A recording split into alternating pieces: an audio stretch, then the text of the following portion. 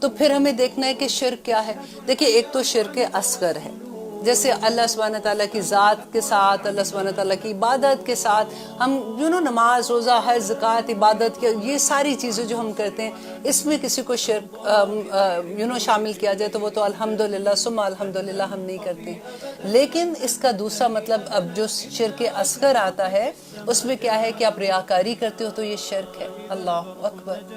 اور ہم ذرا اپنے آپ کا جائزہ لیں تو ریاکاری کیا، دکھاوا.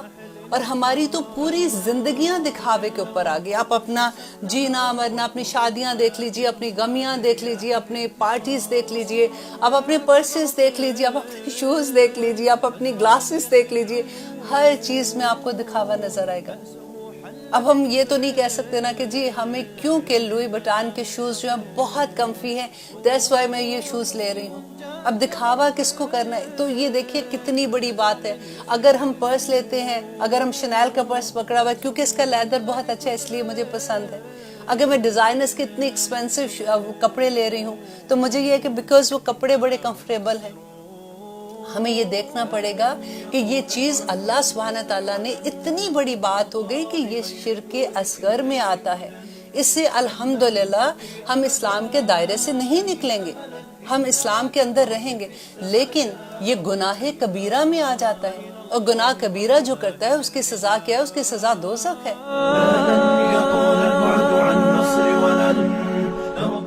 تو اسے کیسے بچیں گے؟ الحمدللہ ہم لوگوں کو یہ چاہیے کہ یہ ایسی جب ہم چیزیں پڑھتے ہیں تو ہم اس کو پھر اپنی ذات پہ اپلائی کریں. جو میں بار بار آپ کو ایک بات کہتی ہوں کہ جب بھی ہمیں اللہ سبحانہ تعالیٰ سے دعا کرنی چاہیے کہ یا رب العالمین ہمیں جو بھی آپ کا حکم ہے ہمیں سمینا و اطانا کرنے والا بنا دے. ہمیں جب سمجھ آئے گی، اب دیکھیں میں اگر آپ کو آرام سے یہ کہہ دیتی ہوں کہ اوکے جی شرک اصغر جو ہے نا وہ ریاکاری ہے، اور وہ بھی میرے بھی دماغ سے یوں گزر جائے گا اور آپ کے بھی دماغ سے یہ گزر جائے گا. یہ جو میں آپ کو ایگزامپلز دیتی ہوں کیونکہ ہماری زندگی کی یہ ایگزامپلز ہیں نا، تو پھر ہمیں لگتا ہے او اچھا یہ بھی شرک ہو سکتا ہے، او اچھا یہ بھی شرک ہو سکتا ہے. اچھا میں اس سے کیسے بچوں؟ کیونکہ ہمیں الحمدللہ سب کو یہ شوق ہوتا ہے کہ ہم نے آخرت میں اللہ سبحانہ تعالیٰ ہمیں کامیابیاں عطا کرے اور ہم نے جنتوں میں جانا ہے.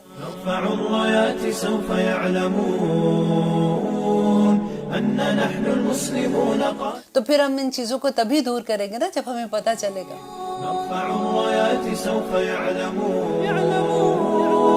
أن نحن المسلمون قادمون